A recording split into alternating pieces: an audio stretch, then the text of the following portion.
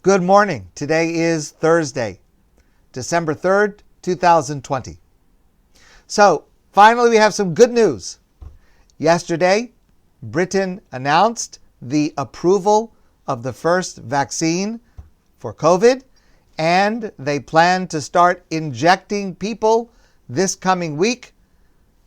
Amazing. Incredible. Almost miraculous. American regulators are still analyzing the data, and the FDA is set to make their decision starting on December 10th. That's when the FDA has its meeting, and they will be analyzing and hopefully coming to the same conclusion. Now, what's interesting is the difference between the process used in England versus the process being used in the United States.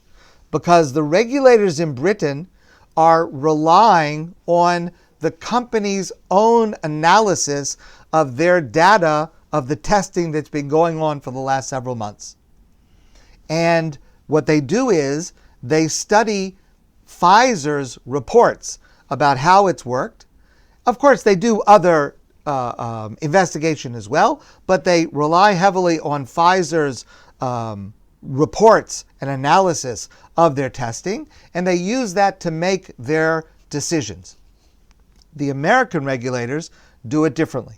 The American regulators have independent researchers that analyze the raw data of the trials and the tests, not relying on any of the analysis or conclusions that come from the company itself. So, the first thing is, I want to point out, this is a remarkable global effort. It could be unprecedented in human history. A process that normally would take years to develop a vaccine like this has been compressed into months. And all of us should have tremendous praise for thousands and thousands of people all over the world, researchers, lab technicians, volunteers who volunteer for these trials, all of the workers that support them. These individuals have been working nonstop under tremendous pressure with great energy and dedication, and have been able to reach this point where we are on the verge of being able to have vaccines. It is just remarkable, and they deserve all the credit in the world. The main question, of course, is how do you balance hurrying in order to help save lives versus taking the time to test for the effectiveness and the safety of the vaccine. And the risk of getting it wrong is not just the harm that might come, God forbid, to those people who take it. That would be a disaster by itself. But the lack of trust in vaccines in general, even after a rigorous, lengthy testing, would be an even greater disaster if somehow something were to go wrong after there's an approval. And those who pressure for the quickest vaccine are really doing a great disservice for everyone if safety and effectiveness are compromised. Now, British regulators have a very good reputation around the world for high standards, and I have only praise for their work of what I know about it. And of course, I'm only a layperson, but what I know and understand of it, I only have praise.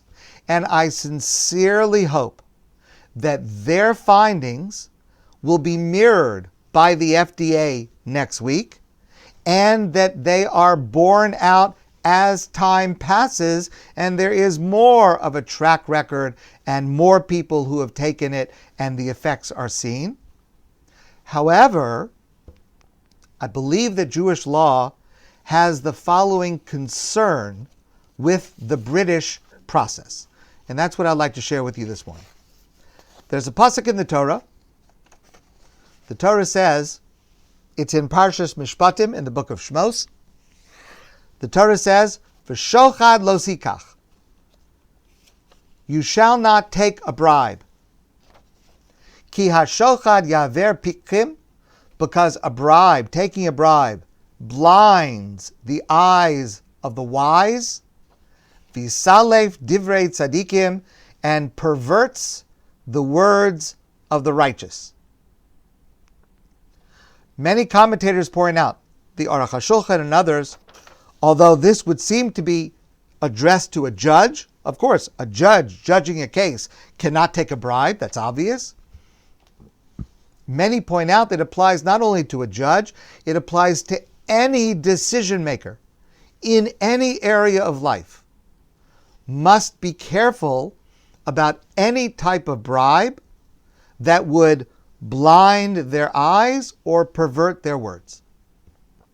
Now, I think that's pretty obvious to all of us. I think that we can intuit on our own that taking a bribe is wrong. It perverts justice. But listen, please, to how the Talmud understands this, because the Talmud's understanding gives us an insight to the way in which this works that is extremely relevant to us today. The Talmud says as follows, the word shochad, so we translate the word shochad, means a bribe. But what is the etymology of the word? So the Talmud understands it as a portmanteau. It's actually the putting together of two separate Hebrew words, shehu chad, which literally means that he is or she is one. In other words, if I receive a bribe, I become one with the one who gave me the bribe. It creates a connection between me and the giver that brings me closer to that person. It creates a connection between me and that person, such that it becomes as if I am that person. And that means that I don't need to intend to pervert justice. Simply the fact that I've received a bribe makes it that unconsciously, not with awareness, unconsciously, I may be led to do something that is not exactly correct. Commentators point out, look at the words of the pasuk. Taking a bribe blinds the eyes of the wise. A person that takes a bribe, would you call that person wise? I would not call that person wise. And then it says, and perverts the words of the righteous. How can you call a person who took a bribe righteous? Many commentators point out it means a person who is righteous, who did not intend to do anything wrong, who says, maybe I took this bribe, but I'm not going to pervert anything. And they may not even realize that they are perverting their judgment. In other words, having a financial motive creates an automatic, unavoidable lack of objectivity. It's not possible to guard against it. That's what the Talmud teaches. I'll give you a practical example of this. Let's say you have a religious Jewish person, an honest religious Jewish person, and that person owns a restaurant, let's say, or a food store or some other kosher store. That person has to have independent, kashrus supervision in order for people to rely on the fact that it's kosher. Why? If I would go to that person's house, that they would invite me to their house for Shabbos, yes, I know now they can't invite me to their house for Shabbos. But if, let's just say, I'll say Mr. Klein, wonderful person in our community. If Mr. Klein would invite me to his house for Shabbos, of course I would go to his house for Shabbos. I would love to go to his house for Shabbos. He's such a wonderful person. I wouldn't have any question about the kashrus of eating in his home, because of course he's a trustworthy person. He's a tzaddik. He's a righteous person. But in his store in Kosher Quality, it's supervised by the MK. And if it was not supervised, even though I happen to trust him, but it's not the right thing. Because when there's a financial motive, even a person who's righteous, even a person who is honest, needs to have independent verification. That's the halacha. That's what Jewish law says. Now, I have no reason to suspect Pfizer or any of the other major drug companies of doing anything to try to subvert the decision about their vaccines. However, relying on the company's data versus relying only on third parties who are doing their own analysis of the raw data, that's a risk. Simply as an innate truth, because there is a financial stake for the companies themselves. They don't have to want to do anything wrong. They don't have to intend to do anything wrong. It is automatic that within the company's own analysis, it is less trustworthy, that it is objective.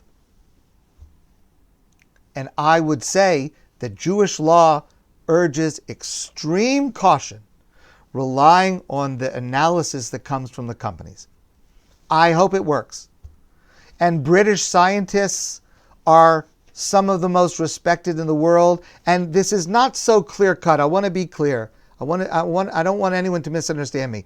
I'm not, God forbid, accusing or casting aspersions. And the British scientists are also analyzing some of the raw data. I have no reason not to trust it. But I believe that Jewish law prefers an approach being followed by the FDA, which relies only on objective outside third parties analyzing the data, over the British process that utilizes some of the company's analysis.